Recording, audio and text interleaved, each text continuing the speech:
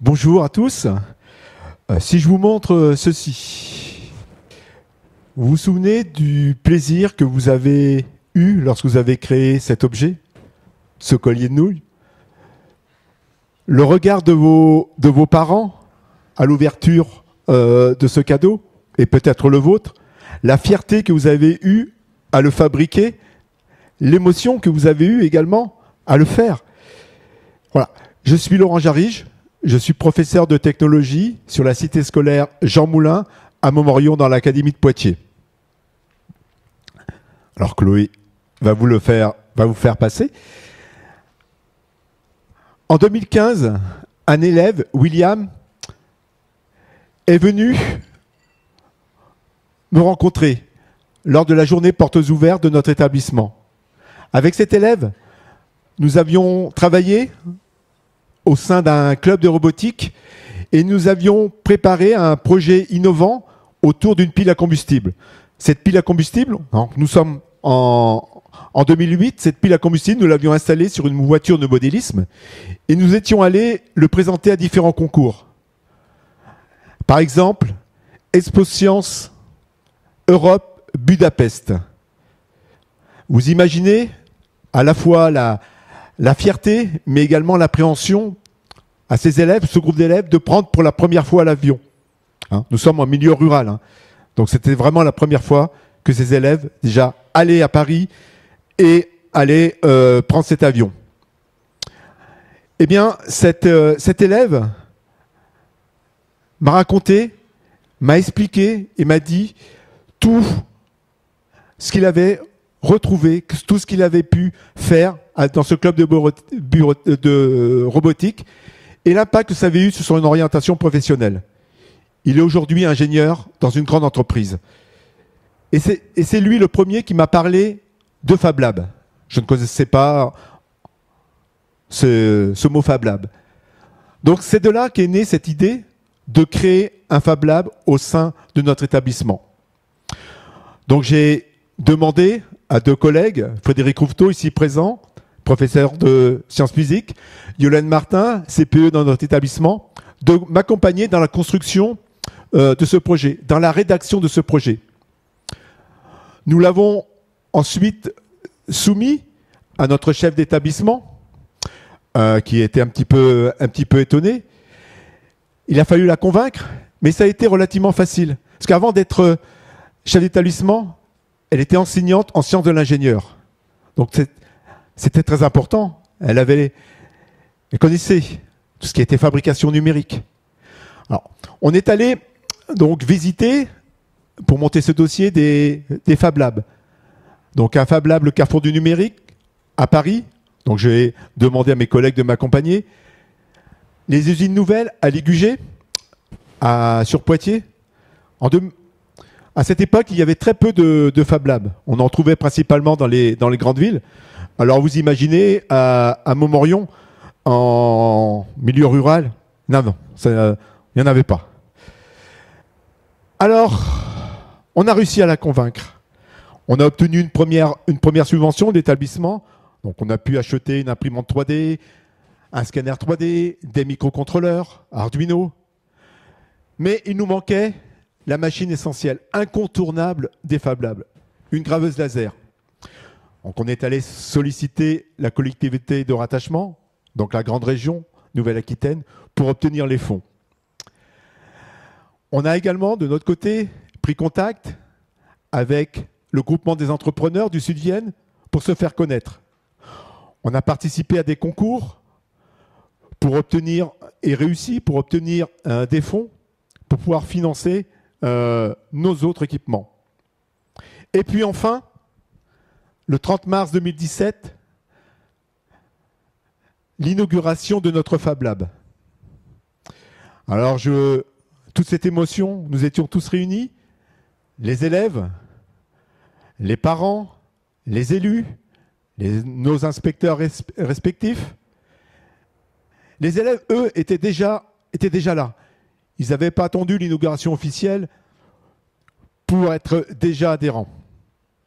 Alors, quelle émotion ce jour-là, parce qu'on avait mis les petits plats dans les grands pour pouvoir recevoir toutes ces personnes.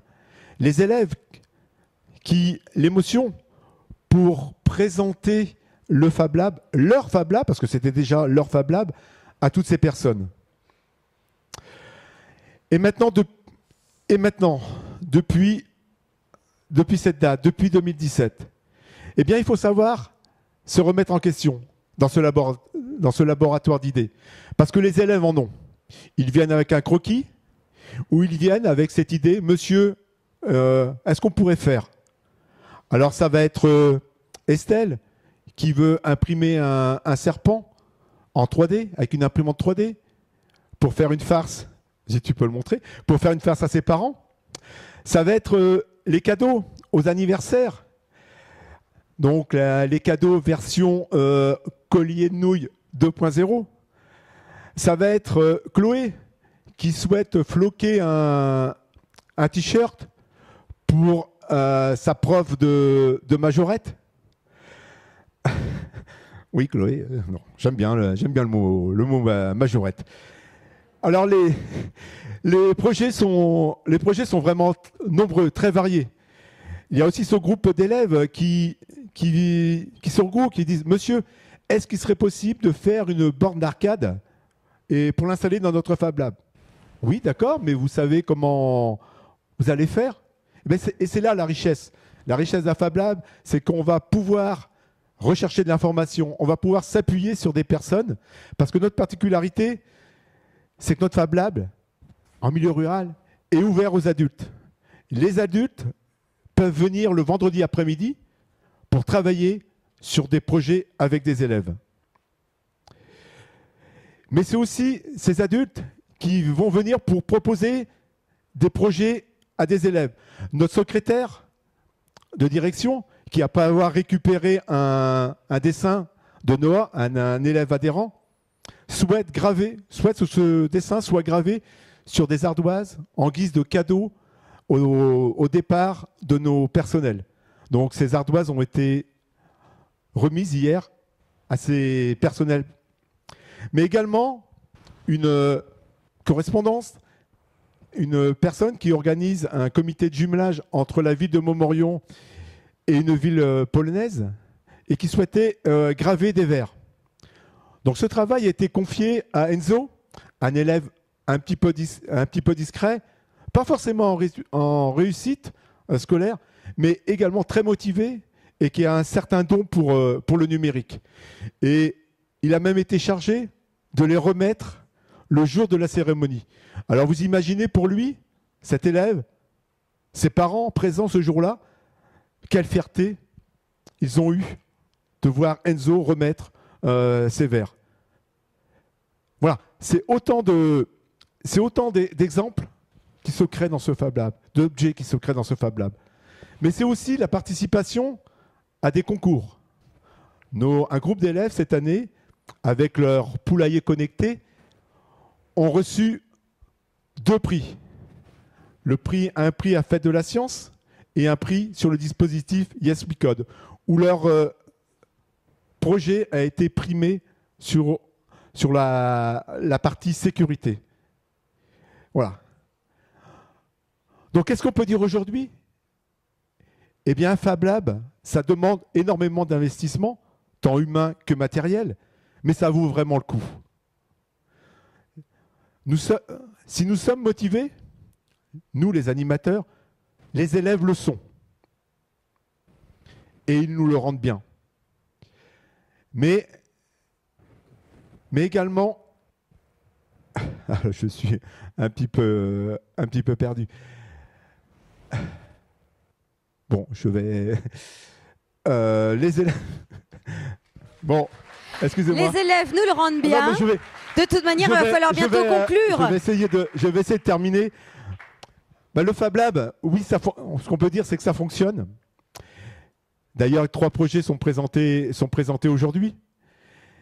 Et ce qui nous démarque des autres Fab Labs, c'est cette ouverture à l'adulte et cet aspect intergénérationnel. Et c'est là notre vraie fierté. Merci à tous. Merci Laurent. Merci beaucoup.